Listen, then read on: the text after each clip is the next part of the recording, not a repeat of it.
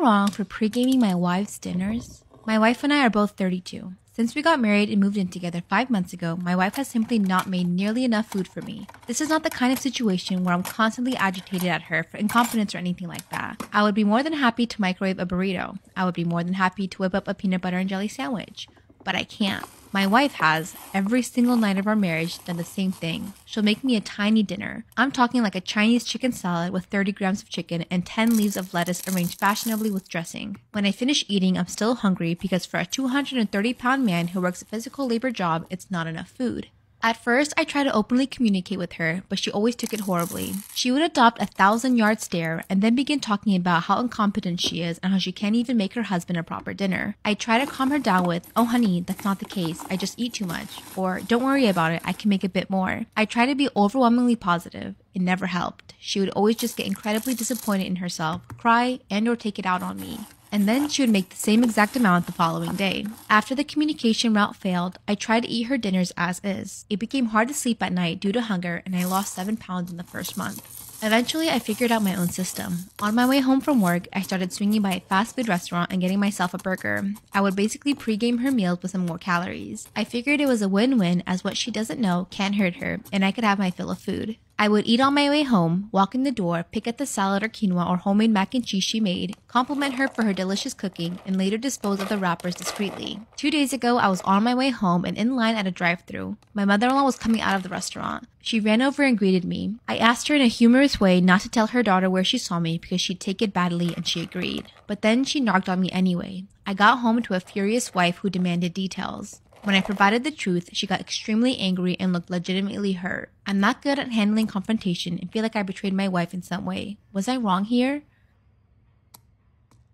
My dad ruined my life, so I ruined his marriage. Story time. So me and my fiance, who we'll call Steve, met when we were in college. We were both in the same halls and we met when we were doing laundry one day. We got chatting and we found out that we were from the towns that were basically right next to each other. So we got really close after this because anytime we'd go home, we'd always drive together. After multiple trips going back and forth and hanging out whilst we were at school, we started to date. We were both really close with our families, so we told them about each other really quickly. Steve and my family got on really well, a little bit too well in the end. And I got along really well with his family too. So I was a year ahead of Steve, so I graduated and I moved back home because I got a really good job with really good pay. And when Steve was done with school, he moved in with my family. So after living together for about 3 years, Steve ended up proposing. And we have been planning our wedding ever since. So now for the part you're all here for. Looking back, there are plenty of weird things that happened that I just wrote off. I just thought it was my dad welcoming my new boyfriend into the family. Things like my dad would call Steve all the time. And oh my god.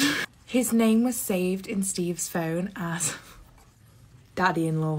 Anyway, moving swiftly on. Whenever we had family parties, they would always end up in a room on their own and they were just chatting about guy stuff. The day I found out was literally like any normal day. Steve had the day off, so I gave him a kiss goodbye. And on the way to work, I realised that I'd left a document at home that I needed for a meeting in the afternoon, but it was fine. I was just going to go home in my lunch break and grab it. I didn't really think it was necessary to text Steve and say that I was coming home, so I just turned up. When I pulled into our apartment building, I noticed my dad's car. And again, I didn't think anything of it. When I opened the door to my apartment building, I was met with a trail of clothes on the floor. It was literally like something from a film. Now, I don't know what made me think about this, but there was no female clothes. And it was leading straight to the bedroom. And when I got to my bedroom door, I was shooketh.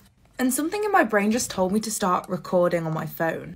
I flicked my light on, and that is when I saw my dad in bed with my fiance. My brain was a mix of sadness, rage, betrayal. After the initial screaming from both me, Steve, and my dad noticed I was recording. So he found a towel and wrapped himself up in it, and then had the nerve, the audacity, to come towards me and tell me I was out of order for recording. Sir, I don't think you're here to tell me who's out of order. I told them I was only there to pick something up that I needed from work, so I was gonna go. But I said, if either of you pieces of shit are here when I get back, I will be having words. And then I said to my dad, you better get a really good excuse in line because this video is on its way to mum. And with that, I stopped recording, I turned away, and I walked out. So my mum actually ended up filing for a divorce. She got the house, she got the car, and she got the dog. Would I be the asshole if I broke up with my girlfriend for humiliating me? I, 23 male, have been with C, 23 female, for 4 years. We got together during our freshman year of college. We became very close and both held similar beliefs and wanted similar things out of life. We moved in with each other and grew really close, almost inseparable during the pandemic. I wanted to marry this woman until last night. C has been under more stress from work and family during the last few months. Her dad has cancer and it hasn't been easy on her. She's been drinking more and more, and while I don't mind her drinking, it's how she gets when she's drunk is where I begin to have issues. She has a tendency to get really mean and say some awful things, talking about my appearance or how small my member is. She makes me feel like I'm not enough for her sexually or emotionally. She's almost always apologetic the next morning and will spend the next few days after that trying to fix things, but will turn around and do it again when she drinks. It really came to a head last night when I took her and her friend out to a local bar that's popular. I volunteered to be their DD for the night. She's driven drunk before and I didn't want her to make that choice again. I told her that I didn't want her to drink too much tonight, and she agreed that she wouldn't. The bar was packed when we got there, so we all went and sat at the bar and ordered some food and drinks. They were enjoying themselves, and I watched the game while they drank and enjoyed themselves. I got up and went to the bathroom, and when I got back, I noticed my girlfriend was getting loud, and her friend screamed, "Cock sleeve," while laughing. She then said, as I walked up and was in earshot, that her ex was the biggest she had and she missed it. I pretend to not hear it because I knew she was getting drunk. I touched her back and sat down at the bar again. A guy sitting at a table grabs both of our attention and asked us if I was the sleeve guy, and I immediately felt like I was going to be sick. These guys are laughing at me, and I asked C if she was serious. She kept laughing, so I just grabbed my keys and I walked out. I left both her and her friend there at the bar, and I drove home. I immediately packed up my essential stuff and went to stay with a close friend for a few days. I didn't get any text from C until about an hour after I left them there, asking me where I was. I then got a bunch of missed calls and text messages that weren't anything but angry. I answered one call and she was still slurring her words, and I heard that she was in the bar, so I hung up and turned off my ringer. I woke up to a stream of apology texts and more missed phone calls. She apologized and said she fucked up. She said she fucked up and was wondering when I was coming home, that I satisfy her and that I'm more than enough for her, that she'll make this right if I come home. I'm just done. I feel humiliated and embarrassed. Her and I had what I thought was a good sexual relationship. We did foreplay and used toys, but I've never not once gone out of my way to pleasure her or get her off. I'm not the biggest guy down there, so yeah, I use a sleeve to help her get off too. I just didn't think she would use that against me like that. I don't want to go back home. I love her, but I feel really humiliated and like she doesn't respect me as a man or a partner. Would I be the asshole if I broke up with her over this? She's been a perfect partner. Otherwise, I just feel like she didn't respect me at all. And after what she said about her ex, I can't help but suspect things. Edit. I'm going to text C back and tell her that I'll be there tomorrow to talk and get the rest of my things. My supportive friend said that I don't have to worry about a place to stay for right now. She's always been one of my closest friends, so it feels good to have some support right now. Thank you everyone for your advice. I planned on ending things with C. My friend and her brother are going to go as well to make sure things don't go crazy. I don't know what C might do at this point. Are just crazy things that I do to all of my best friends. My friends are my family, so they get like the most pure, raw, real version of me. They also see like the crazy side of me too, like the OCD story times you hear about, they have to fucking live it. Just like, these are just random crazy things I do to them. Number one, and I'm so passionate about this, anytime they come to my home, I will sage them. If they're fucking with a whack-ass motherfucker, I will sage their pussy. You think I'm kidding? No, I fully do that to them. Here's the thing, I'm like, ugh, if I just like feel their energy off or anything like that, I'm like, saging, we're getting rid of bad energy, I'm doing that. And then you're like, wait, why are you saging their pussies? And it's like, my friends love to fuck with whack-ass motherfuckers. Just like you bitches like to fuck with whack-ass motherfuckers, so do my friends. And occasionally I do it too, whatever. We all have our bad days. I saw an article, not an article, I saw a TikTok, me thinking I read, but I do love a good Colleen Hoover. I saw a TikTok a while ago that was like, if you have sexual trauma or anything like that, or like, you just want the energy of the person that you recently slept with out of your system, sage your bodysseusy. I don't like, you don't go in it, whatever. But with my friends, like after a breakup or they're done talking to a man, they're getting their bodysseusy saged and they love it, okay? They love it. This next thing I do is kind of, it's just embarrassing, but I'm gonna fucking own it. I am a straight psychopath about my birthday. Like, you guys, it's not even funny anymore, and I don't know why. What part of me is just like, my birthday's a national holiday, but like, I'm a fucking psycho about my birthday. Just in the sense that like, I just want everybody together and I just want all my favorite people in one room, and it brings out the worst in me, and I don't know why. Like, I get genuinely hurt if like a friend doesn't come to my birthday. And I love to do the most house for my birthday. I love to do like extravagant things, and I want my friends to do those extravagant things with me, so like whatever it takes. But like if my friends, and they hear about my birthday for like months beforehand. I started planning my birthday in December of last year. My birthday's in June, bitch. Like what the fuck is wrong with me? And they have to like sit and hear all about my birthday planning. I'm like, did you book your tickets? Did you book your tickets? And they're like, bitch, it is April, relax. I'm just like insane about it. I was texting my best friend the other day and she was like, I'm telling my parents about you. I'm like, oh my god, like what did you say? Like there's so many attributes about me that you could say about me. Bitch was like, I told them that you make TikToks, like you're the funniest person ever, and that you weirdly love your birthday. I'm like, bitch, that is what you look at me as? Like I make TikToks and I just love my birthday. I was like, okay, something has to change. Like I need to change a little bit, but I don't think I will. Another weird thing I do to all my best friends, I make them play first impressions. What that is first impressions are just like, okay, so what was your first impression of me when you met me? The thing is, it's like, I do this at least once a month to friends I've been I do this to Sissy, my own sister. Go dead ass be like to all my friends, like, okay, so what was your first impression of me? And it's gotten to the point they're like, Livy, we played this twice last month, like and they tell me the same answer every time because obviously their impressions are not changing. But I'm like, let's play first impressions, let's play it. Or I do the, if someone had told you a year ago that we would be here right now, would you believe them? Like, would you believe them? They're like, yeah, sure, I guess. I'm like, that's crazy. Like, that's just fucking nuts of us. I also text them like the most out of pocket shit at all times. It'll be like a Tuesday at 9 a.m. and I'm like, remember when he put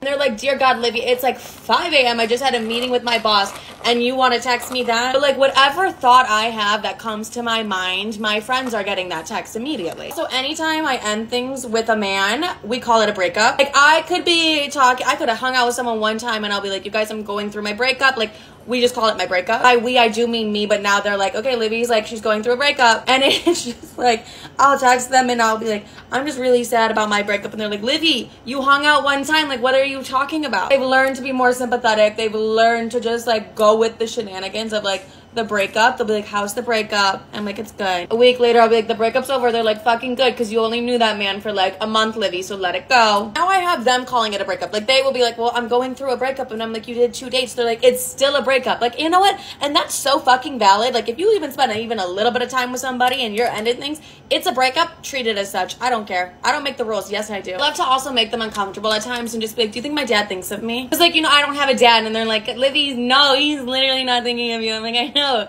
but like, isn't that kind of funny? So I also love to tell them just like little random lies, like the most insane random lies. Like, oh my god, like Drake DM'd me and he like wants me to meet him at like Make Believe. Guys, can you believe that? They're like, oh my god, oh my god. I'm like, you guys, why the fuck would Drake DM me and be like, come to Make Believe? They're like, you're literally lying. I'm like, I know I'm lying. They're like, why did you believe it? I love to do it when I'm bored. I really do. Be like, Punta Cana's calling and they want me to do an exclusive event there. And they're like, oh my god, really? And I'm like, no.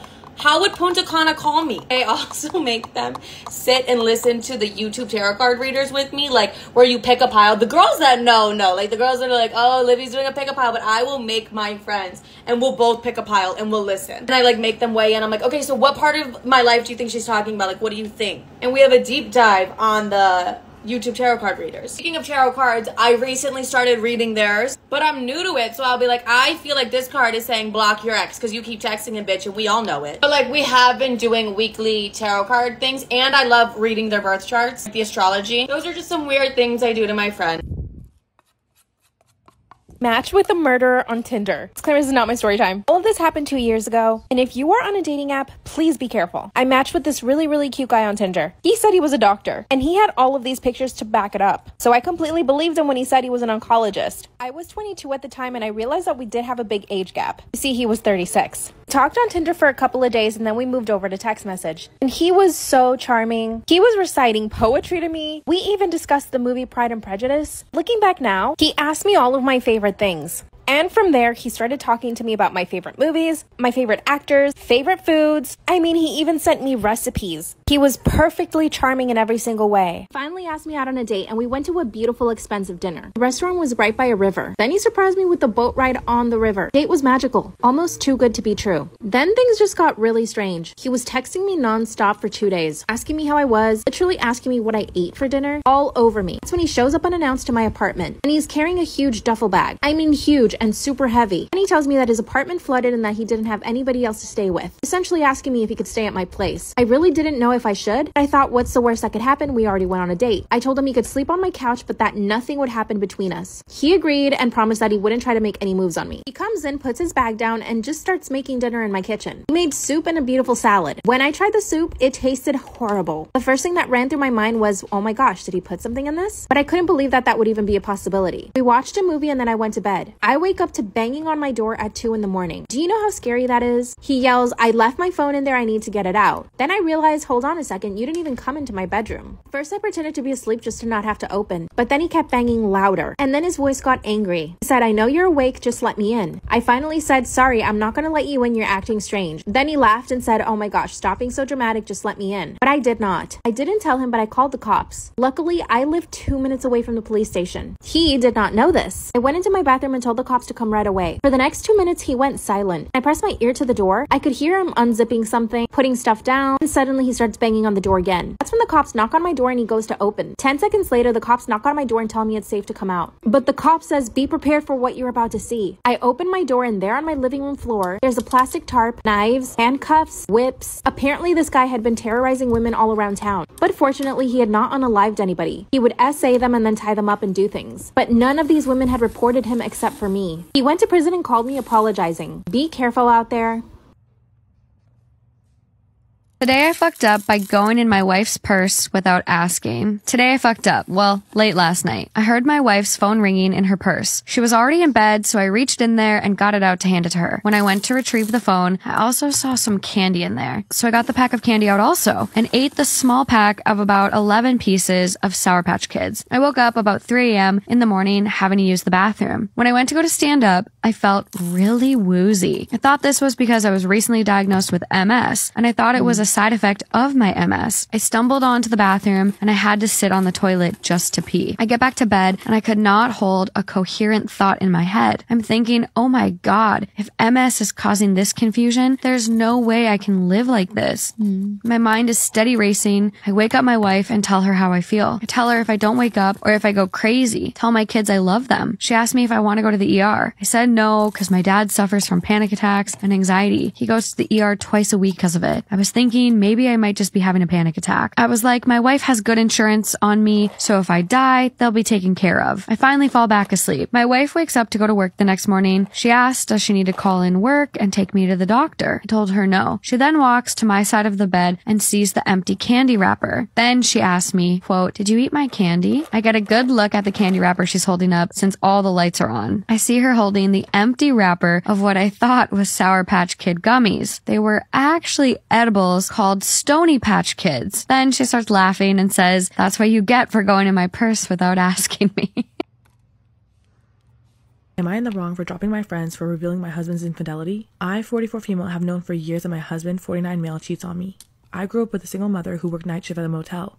I made it my goal to give my kids a better life. Aged 18, I married my high school sweetheart. We both got jobs, him at a manufacturing company and me at a department store. Things went well until year 7 of our marriage when the company that my ex worked for closed. He fell into a deep depression and ended up having a one-night stand with a girl in another city where he was interviewing for a job. He confessed when he came home and he said that he was depressed because the job interview was bad and he was upset from the fighting and us not sleeping in the same bed. I was furious and immediately kicked him out. Here's where my friend Marie comes in. Marie was a maid of honor at the wedding. When I told her why I had kicked my ex out, she was sympathetic. However, after I told Marie that my husband wanted to talk about how he's been working on himself ever since he cheated, Marie seemed sympathetic to the cheater and said maybe I should hear him out as a courtesy. However, I declined and divorced him. A year later, I started dating my now husband. His business started raking in a lot of profits as soon as we met. After we married, I kept my friendship to Marie even though she wasn't part of the Santa Barbara scene. My husband retired my mom after we got married. He also funded my boutique business. However, he's someone who gets bored easily.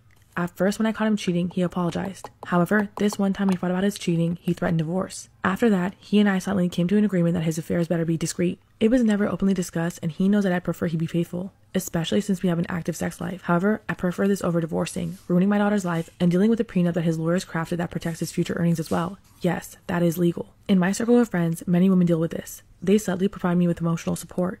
However, Marie works in the hotel industry and became aware of my husband's cheating. When she tried to subtly allude to the possibility, I brushed her off. However, last week when we were together with another friend of mine who lived in SB, Marie brought up that my husband was cheating and who with. I tried to get her to stop, but she fired up and started listing all the ways that my husband was a cheater. I was furious and didn't know why she didn't let it go. After our other friend left, I got into a fight with Marie about how she tried to get me to work it out with my ex, and she said that my current husband was far worse. The way she kept telling me how my husband was horrible rubbed salt in the wound that she opened. I finally told her that we had an arrangement and that I didn't want her around anymore. She tried calling me, but I decided that I didn't want to continue this friendship. So, am I in the wrong?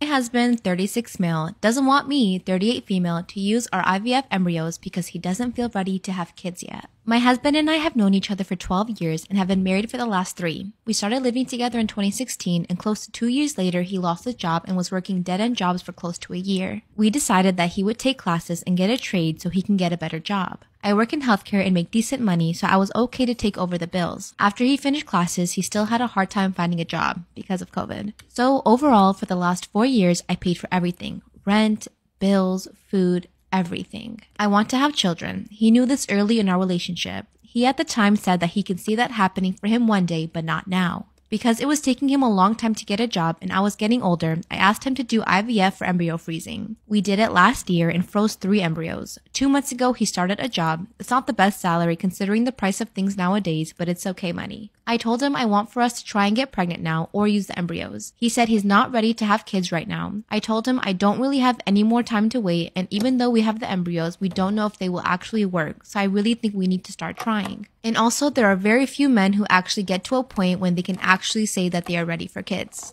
After several discussions and arguments, we came to the conclusion that if I'm not able to wait until he is ready, and he has no idea when that will be, then we will have to get a divorce. He told me he doesn't want a divorce, but he can't get on board with having kids right now. If I end up not having children because of him, I will resent him greatly. And I feel that I put so much into this marriage and supported him when he was down on his luck, it's unfair to me to walk away with nothing now. At this point, I can proceed with an IVF transfer. There's nothing needed from his end. I am financially capable of having a child without his help, and my family would help with the physical load a little bit. He said he doesn't want me to use the embryos without his approval because he wouldn't want to have kids in the world and he's not a part of their lives. I do love him and I don't want to have to choose between keeping my marriage or having a child. But I very much do want to have children and don't think I can forgive him if he takes that away from me. While I don't want to force him to do something he's not comfortable with, I don't think it's fair that I should walk away with nothing after putting so much into the marriage and supporting him for all those years when he wasn't capable.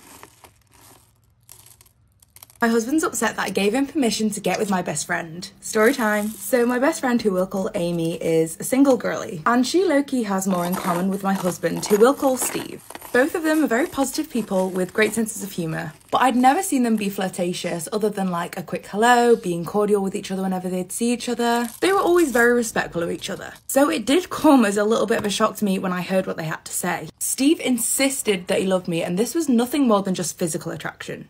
They said that they didn't want to do anything behind my back. So they had basically come to me that day to ask if they could, be with each other. I genuinely think that they thought they weren't doing anything wrong by asking and telling me. I think it'd be easier on their conscience, and they thought that if they told me it wouldn't be classed as cheating, which, okay. So it probably did shock them a little bit when I burst into tears. Amy immediately started crying and apologising. She kept saying how she'd never do anything if I didn't agree to it, and she left very quickly afterwards. After this, I couldn't even look at Steve. I just packed up my bags and went to live with my family for a bit. After a short while, I really regretted leaving, and Steve was calling me literally every day. He said that he would never do anything to upset me, and I asked if they had been having an affair, and he outright denied it. So eventually I moved back in with Steve. We started discussing his and Amy's wish, so I finally agreed. He was very glad, and he reassured me that it was all just physical. Fast forward to now, and all I know is that the deed has been done. Steve offered to tell me about it, but I did not want to know the details. So at first, Steve was really happy he had got a spring in his step.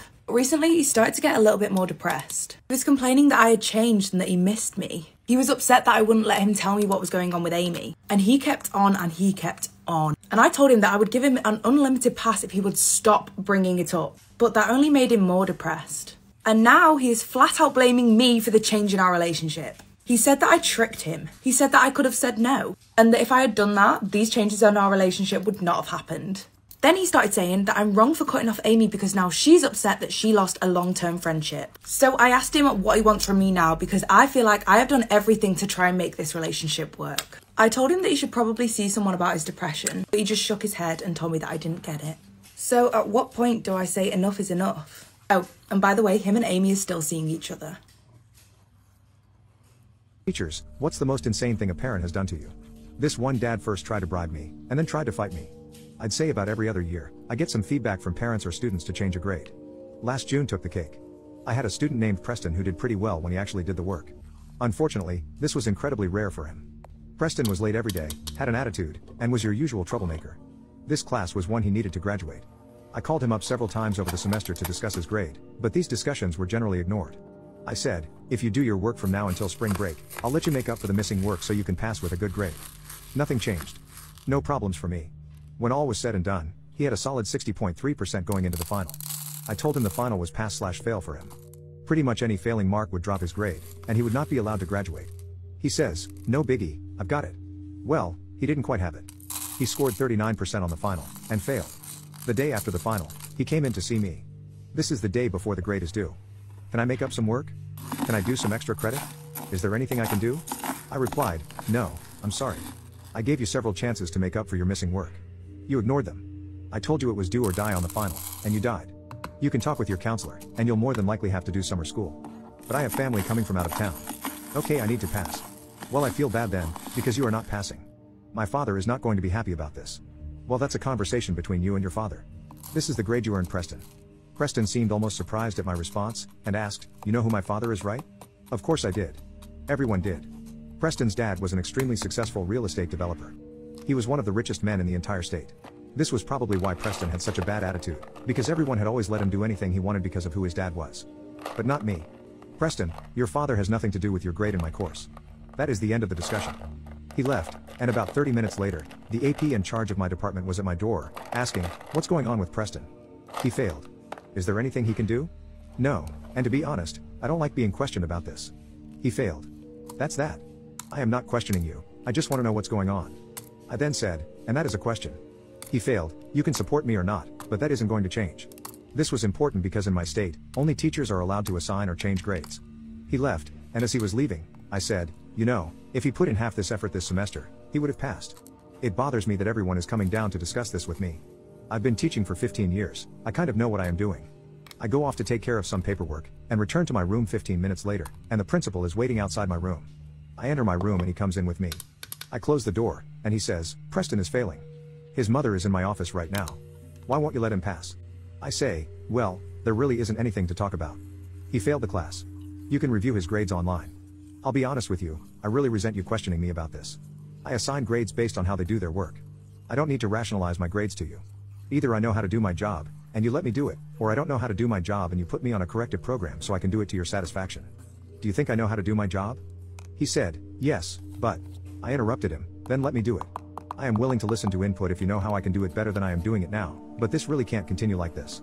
We need to have a discussion at this school about what is appropriate for administrative interaction. This isn't the time or the place, but this can't continue. He apologized and left. Later that day, when I was leaving the school for the day, I was approached by a man who was waiting for me outside. I already knew who it was, as he looked like an older version of Preston. He was also clearly on testosterone replacement therapy, as he was way too jacked for his age and his head was disproportionately large, like Joe Rogan. He introduced himself and shook my hand. I asked him what the visit was for, even though I already knew. He smiled smugly, and then asked, so how much is it going to be? I gave him a confused look, and asked, what do you mean? Don't play games. You know what I mean. How much do I have to pay you to pass my son? Wow, he really didn't beat around the bush. I shook my head, and replied, sir, if you are trying to bribe me to change Preston's grade, I will have to decline. That goes against everything I believe in. He chuckled to himself, and then said, come on man. I know you teachers don't make that much money. So what will it be, $10,000? $15,000? I know you need it. Now he was making me mad. The answer is no. I don't need your money. But maybe you should invest in some tutoring for Preston, so that he can finally achieve a passing grade in a high school history class. Now he was pissed. His oversized head was all red and veiny, and I could see beads of sweat forming on his forehead. He looked at me with all the intensity of a 50-year-old pump full of testosterone. If you keep talking like that, I'm going to have to shut your mouth for you. Now, a bit of context. He was pretty jacked for a guy his age, but he was like 5'9" at best. I'm 6 feet 2 inches and 220 pounds, and I had been doing Brazilian Jiu-Jitsu for 3 years. I did not feel threatened at all. I just looked at him and said, good luck pal. Then he charged me, swinging wildly. I stepped back out of the way until I saw an opening, took him to the ground and subdued him. The security guards got involved, and then the police showed up. One of the guards had seen the whole thing, so I just gave a statement and left. Preston's dad tried to say that I started it, but they had the entire thing on camera. A few months later I was able to get a large settlement out of Preston's dad to drop the assault charges. I got much more money than he was offering me, and I still failed his kid.